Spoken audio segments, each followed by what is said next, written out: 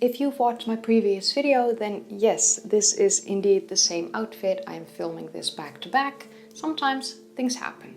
I do know that many people watching my videos leave lots of comments talking about the Cro-Magnons. And while I understand that some generations still might use this name to refer to the earliest modern European humans, it's a name that's not used anymore by anthropologists and archaeologists and paleoanthropologists. But why did this name change? What was the reasoning, and who were the humans that used to be known as the Cro-Magnons? Why is this important to touch upon? What made them different, or weren't they as different as they were made out to be? Did the humans that were seen as the Cro-Magnons emerge around 50,000 years ago, or did they emerge much earlier? Maybe even 300,000 years ago at Jebel Irhoud in Morocco? My name is Kaylee, and in this video I'm going to answer these questions. So stick around, sit tight, it's gonna be fun. So first of all, I would like to start this video discussing the origins of the name and the first discovery of their remains, as this is all connected. So more than a century and a half ago, in 1868, in the Cro-Magnon rock shelter, which is located in the Dordogne Valley in France, the French paleontologist Louis Lartet discovered the partial remains of 5 individuals. These remains were then compared to those of Neanderthals that had been found in other locations from similar dates, and it was decided that these 5 partial skeletons were different enough from the Neanderthals and different enough from us modern humans that they were given a different name. They were then named after the location where they were found. We have seen this happen more than once, and thus the Cro-Magnon name for a human species was born. So the origins of the name itself aren't bad or anything. But here is where it gets tricky and murky. Unfortunately, in the earliest years of the acceptance of the concept of evolution, many anthropologists classified subspecies based on racist behavioral definitions. The creation of fossil races led to the idea that the civilized white man had descended from primitive, low-browed ape ancestors through a series of savage races.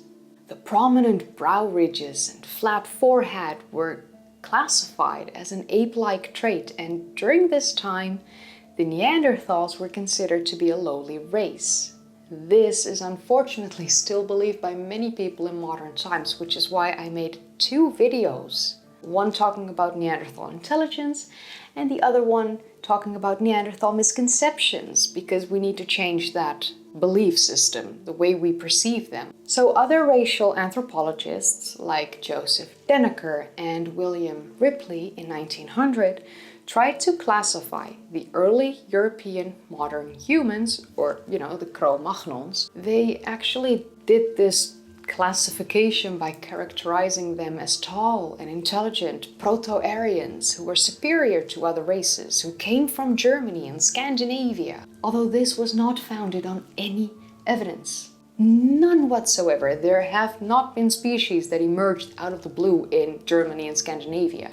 And I'm not saying that all early anthropologists had racist motives, but I do feel like it's my job to clarify the origins of the name and the way of thinking that still persists today for some people. I could actually spend the next at least 40 minutes going painstakingly in depth about the racist ideology, the origins of said racist ideology, how it was pushed, how it gained popularity right before the First World War, and later on was actually used by the Nazis as a way to justify their conquest of Europe. I could spend at least 40 minutes on that. But at this point in time, with my channel, who I am, how I've portrayed myself, I actually feel like that would do more harm than good. If you do want to know more about this, you can find it in the description down below under sources, as I always link all my sources in the description down below. If you want to read more on any of the videos that I've created, just look into the description. Everything is there. I also personally feel like it would do more good by clarifying where it originated, quickly glance over this piece of information and to then continue on the video by how this ideology persisted, what steps have been taken to change this ideology, and how we all can help in changing this perception. And the reason as to why this perception needs to be changed is very simple. The skeletal remains of those marked as Cro-Magnons really were not different enough to become a subspecies. They were not superior in any form, and simply put, they were just the first anatomically modern humans in Europe. Nothing more, nothing less. The Homo sapiens living in the Upper Paleolithic that were marked in the past as Cro-Magnons are now referred to as either anatomically modern humans, or AMH in short, or referred to as early modern humans, or EMH in short. On some occasions, they are being referred to as early European modern humans, or EEMH in short, although most paleoanthropologists are letting go of the Europe in the name unless they're specifically speaking about the populations living in Europe in the Upper Paleolithic. But even then, they often refer to them by their names of their culture, the names given usually to their tools, their tool industry. So for most of this video, I will focus on the European population, as this has to do with the fact that this is where the Cro-Magnon debacle, name, superiority belief came from. And what I would also like to mention, and people often forget this, is that the out of Africa theory is divided in two parts. The earlier out of Africa expansion, which happened with Homo erectus approximately 1.8 million years ago, and the recent out of Africa expansion, which occurred between 100,000 and 30,000 years ago. This last out of Africa expansion is when Homo sapiens left Africa to, live in Europe and such. Anatomically modern humans are all descendants of the recent out of Africa expansion, and this is key to remember, especially with the bottleneck event that occurred around 50,000 years ago that I have covered in a previous video on the channel.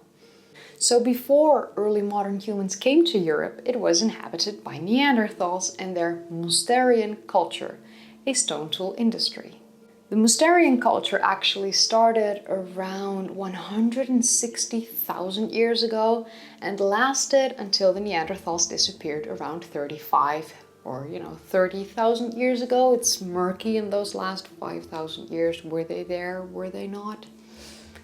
So I'd like to tell you about the Upper Paleolithic European cultures, and they are as following. It started with the Neronian, and this is a culture that's usually overlooked or forgotten. They are known for their tools, which is the Neronian tool industry, and these tools were discovered as recently as in this actual year, in 2022, created a video about that. The first early modern humans to inhabit the European lands are known as the Neronian. The Neronian culture emerged as early as 56,800 years ago. The Neronian led to the Balkan-Bohunician industry that emerged around 48,000 years ago. Yeah, Balkan-Bohunician, that's a weird name, and let's continue. Eventually, around 45,000 years ago, the Proto-Aurignacian culture emerged, and this led to the Aurignacian culture, who emerged as early as 43,000 years ago.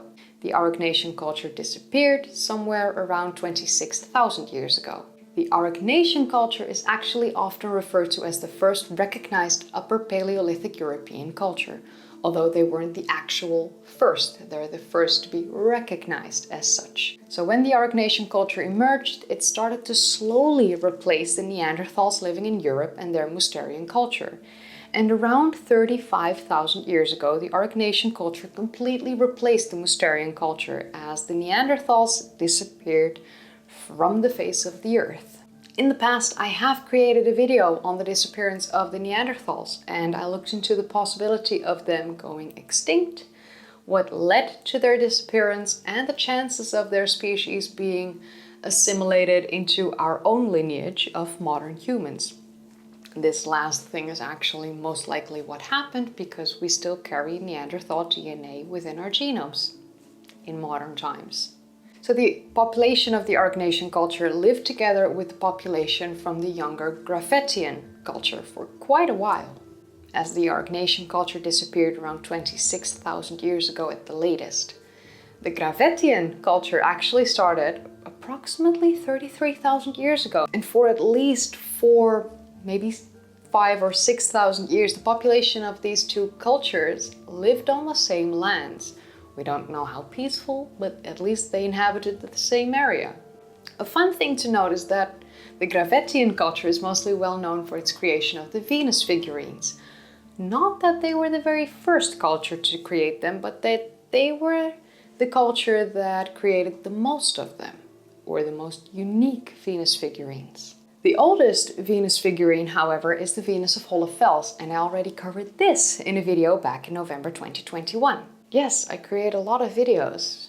I have been creating a lot of videos. The Graphetian culture lasted until at least 22,000 years ago, although in areas like France, Portugal and Spain, it lasted a bit longer until probably 17,000 years ago.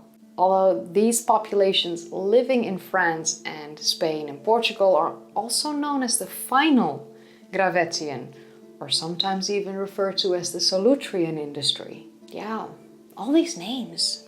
And all of this was just pushed as, oh, that's the Cro-Magnon. No. The Solutrean culture actually created quite advanced flint tools. But the Solutrean culture is not the only culture that emerged after the disappearance of the Graphetian. In fact, there was another culture that has been given the name of Epigraphetian. And this culture had 3 subphases. The first was the early Epigraphetian that started around 20,000 years ago. This was followed by the evolved Epigraphetian that started around 16,000 years ago, and eventually this led to the final Epigraphetian that started around 14,000 years ago and lasted until approximately 8,000 years ago, when it was eventually replaced by the Mesolithic hunter-gatherer populations.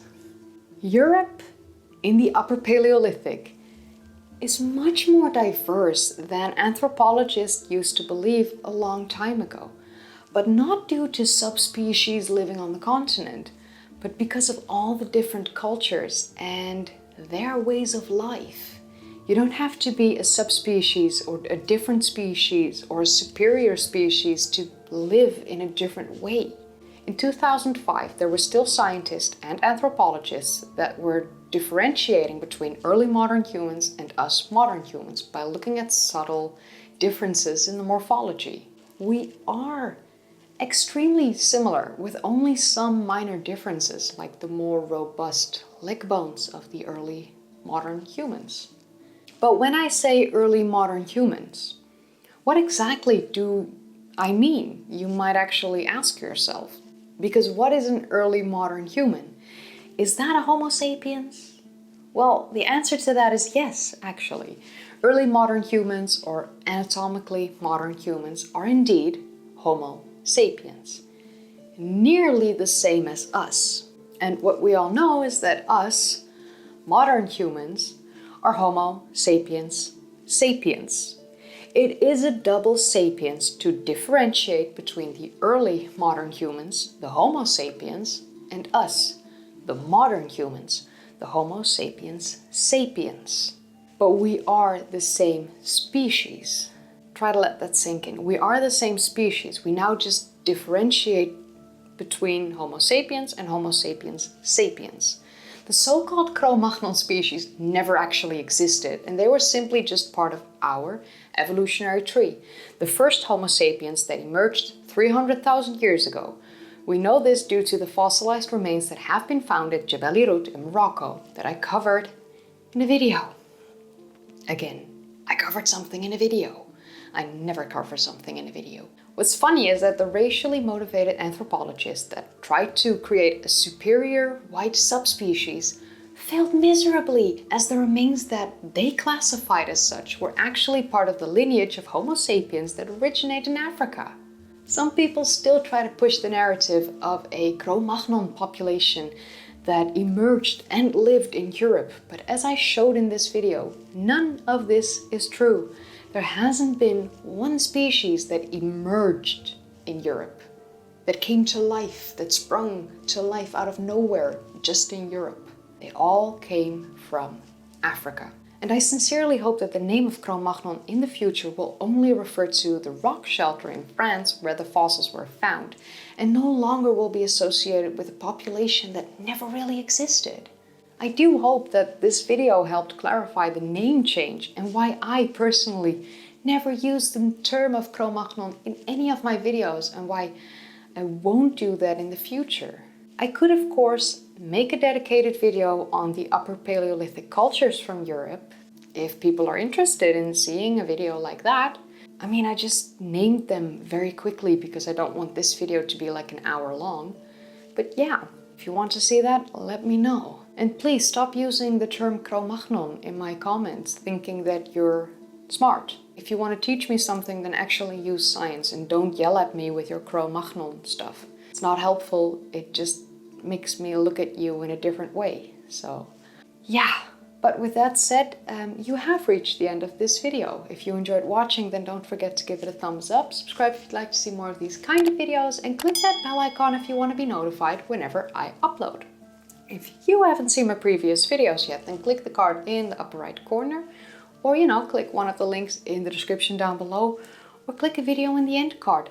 I cater to you. I always set something fun in my end card. It's actually set to best for viewers, so YouTube helps figure out what it is that you want to see. I would also like to say a massive thank you to all my patrons and my channel members. In about a week after this video premieres, you can see more content on my Patreon, and for my channel members I will leave more photos and more like bits and bobs of my life that I'd like to share.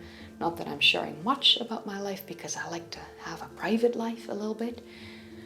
I already hate Google when I type in history with Kaylee or my name and it has all these results, and it's like, I'm not a celebrity, people, just calm down. I'm just a weirdo from the Netherlands.